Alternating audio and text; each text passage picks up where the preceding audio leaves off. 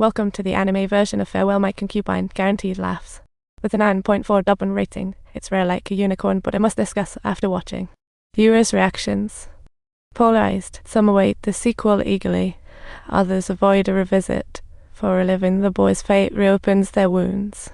The boy was a privileged little prince, but got dumped by the family for being a guy and having a bum leg, ending up at the feet of a master who teaches him the art of telling. His new master was Master Douban, the 7th generation Grandmaster.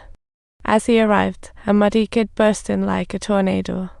The little boy burst in, spinning around like an eager ventiled a windmill, and confidently struck up a conversation with our young master, who was still somewhat bewildered by the entire situation.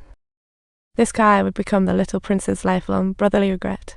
They strutted up to the master, and due to his family ties, the prince got an instant pass. The beggar tagging along instantly protested, begging for the master to take him too, and launched into a comedy skit that was hilarious. His serious yet funny act got even the stone-faced little prince to crack a smile, and Master Douban couldn't resist the kid's talent and took him under his wing too. The little beggar became the prince's senior brother, sharing baths, secrets, and learning arts. Before they knew it, they were teenagers. The master named them Fiery Beggar Chitaro, Ice Cold Prince Douban. Thus began their exciting new journey. Finally, their first big show arrived. The night before, Douban tossed and turned, his mind chaotic as he crammed for his performance. Tension filled the air on performance day. Douban's hands shook like he had been struck by lightning, drenched in sweat. His jokes made the audience sleepy, even the master shook his head. Douban barely finished, then his brother took the stage. Perhaps talent is indeed a mountain no one can cross. The moment Chitaro stepped up, just saying one line had the audience rolling in the air. On stage, the audience laughed continuously as Douban watched his applauded bro beaming until caught by Chitaro. Afterwards, Douban hit the grind harder, fearing to lag too far. He saw mild concern in Chitaro's eyes. Chitaro came up with some advice, thinking if you're gonna spend hours practicing stuff you hate, why not just embrace your strengths and dive straight into the raunchy. Douban's face turned as red as a tomato, and he flusteredly shot down Chitaro's suggestion, but secretly he gave those naughty jokes a whirl. Saying those raunchy lines helped Douban unlock his voice, and in the odd family he grudgingly began to see the path he should be taking. But of course, happy endings don't exist in reality. Just as Douban was ready to perform, was staged a surprise invasion like an unexpected. Some risk jokes got banned in the world of Liu, and the path Douban worked so hard to carve out crumbled into despair. Even Master Douban felt helpless and heartbroken over it all, leaving Douban at a loss for words while he teetered on the edge of Just then, Chitaro arrived in style, offering no comfort, but always cracking jokes for Douban like a classic opening act. At rock bottom, Chitaro and Liu's art fueled Douban, becoming his mother's favorite comfort. His dream was to become a renowned comedy genius alongside Chitaro, but life kept hitting him with blows like your least favorite bald teacher one right after. Then the flames of war crept into their town.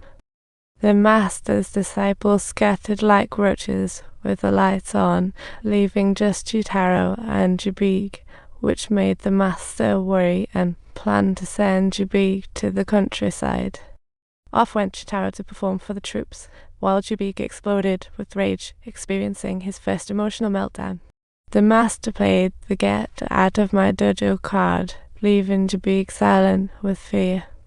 The night before they parted, Chitaro and Douban lay side by side on the tatami mats, each tossing and turning in insomnia. Douban just wanted to master Liu and grow old with his bro, but his pride kept him from spilling his heart out. What he finally mumbled was, "Come back alive. Don't die on the front."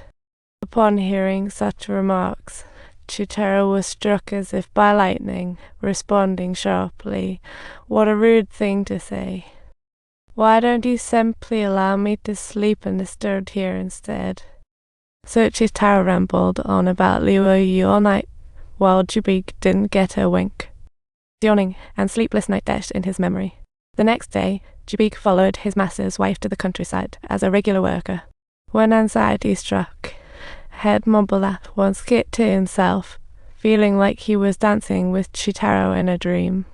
But one day, the letters from his master and Chitaro became unreadable. Master's wife wept daily, and Douban missed him terribly.